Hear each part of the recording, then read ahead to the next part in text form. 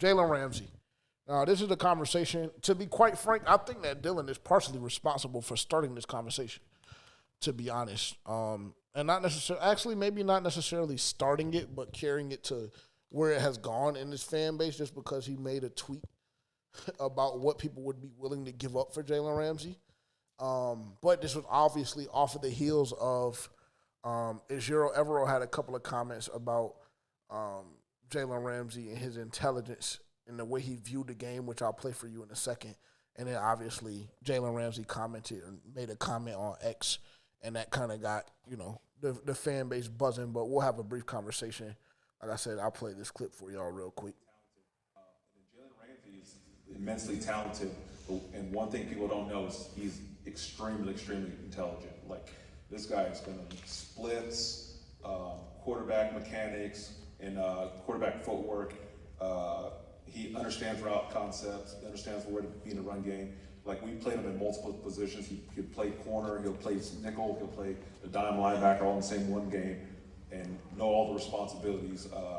And kind of to your point, like, I've been so blessed to have been around so many great players throughout my career, and I've never been around a great player who I wouldn't say had high IQ. And in Jalen. So that was Ejiro Evero making comments regarding Jalen Ramsey, and then in response on X, let me see if I can find this. 1 second. Jalen Ramsey said, "Been blessed to be around some of the best teammates and coaches. Coach E is one of the real ball coaches. Will be a head coach one day. Nothing but respect," with the one love emoji. So, yeah. He's too expensive. He's too expensive for my liking, personally. It's a lot of money to have tied up in the secondary. Do you need another cornerback? 1,000%. Would Jalen Ramsey be a phenomenal addition for the secondary? I would say yes. But it's expensive. It's expensive. He's still owed a lot of money. And we don't know what the Dolphins are asking for in return. But just want to hear your insight on it. Give me whatever you want to give me, pause, and then tell me what you would be willing to give up in a trade package for Jalen Ramsey if cap wasn't an issue. Because obviously, I mean, we have a wizard in the front office that deals with that kind of shit. Yeah. So we can make the cap work. I just think it's expensive when the year that you potentially could make a Super Bowl run is 2026. But yeah, I digress. I think the same along the lines as you. I think it is too expensive. I don't know what that contract is, but I'm assuming it's pretty high up there, especially, you're already paying J.C. Horn. You just paid Chuba. So, yeah, I think it's a little bit too expensive than what we can offer. As far as, like, what I would give up in the trade package, maybe a fourth, something like that. But he would be a great addition, but I still think that, you have the opportunity to go get, someone else that, could be serviceable. But Jalen Ramsey would put you over the top. But I think something else that you have to consider is, I've been seeing reports personally of the Dolphins maybe moving him to safety just because, like, he doesn't have that same, that same man-to-man cornerback skills that he possessed a few years ago. So I think that's something that you have to take into account as well. But I think that if you do acquire a player like Jalen Ramsey, he does wonders for your team. But like you said, I'm not willing to take on that contract, whatever that is, because I'm pretty sure it's pretty hefty. Yeah, I think it's like – It's actually it's not as bad as you guys would think. And shout out to there's a guy named Tom Downey over at Chat Sports. He's always he's really good at, like, keeping player contracts, keeping up with player contracts and kind of breaking them down. And he broke down the Jalen Ramsey contract in a video that I was watching of his earlier. And it's actually very manageable in the sense of, especially this year against the salary cap, because the majority of his contract is going to be paid out this year on day one of the salary. So it's a lot of cash, and it's front loaded. So you pay him all his money up front, which is like $25 or $26 million. That second half of the contract is actually pushed into the following year. So his contract for this upcoming season is actually very, very, very manageable for any team with the cap space to bring him on. And the Panthers do have some cap space, and they do have a need in the secondary. And I think if they were smart, they would absolutely take on the Jalen Ramsey contract, because not only does it make the team better, it also makes the next generation of players better by having a guy like Jalen Ramsey in that room who can show them how to be the consummate professional. However you feel about Jalen Ramsey, he's never gotten in any trouble off the field. He plays the right way. He plays hard. He practices the right way.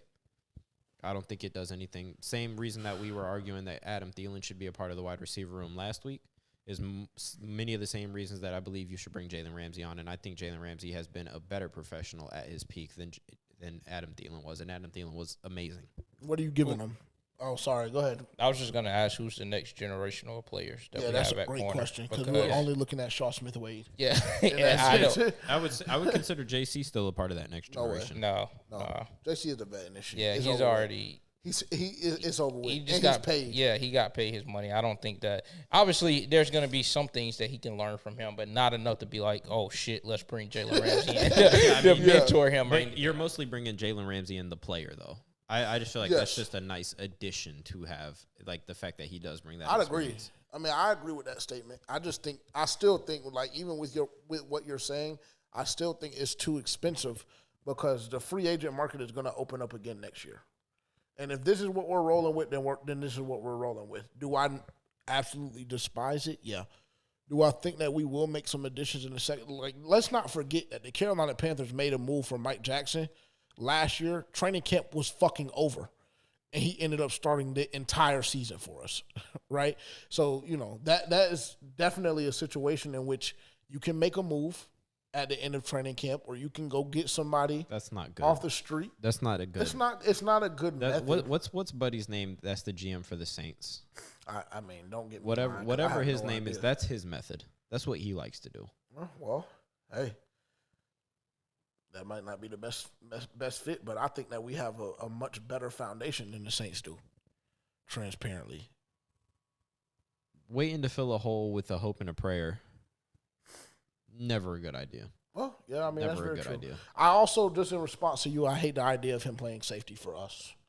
Yeah, that's what you were insinuating. No, I mean, I'm just saying, like, you take that into account, because Jalen Ramsey is getting older.